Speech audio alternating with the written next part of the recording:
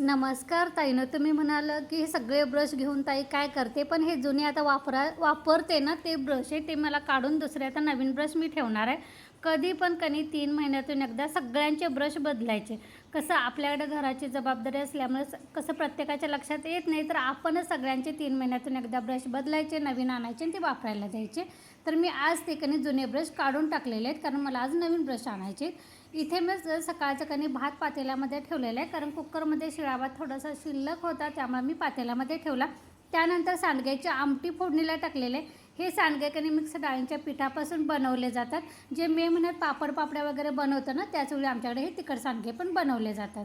ह्याची आमटी पावसाळ्यामध्ये भन्नाट असते, किंवा घरात जर काय आमटीला शिल्लक नसेल ना, तर सांडग्याची आमटी केली तरी खूप छान लागते. तर इथं आमटी फोडणीला टाकल्यानंतर माझ्या लक्षात आलं, मी रात्री चवळीचे दाणे काढून ठेवले होते, पण आता ते म्हटलं ठेवले तर लालसर होणार, म्हणून मी फ्लावरची भाजी जी बनवली ना, तर त्यामध्ये टाकल्यानं ओलं खोबरं घालून भाजी केली.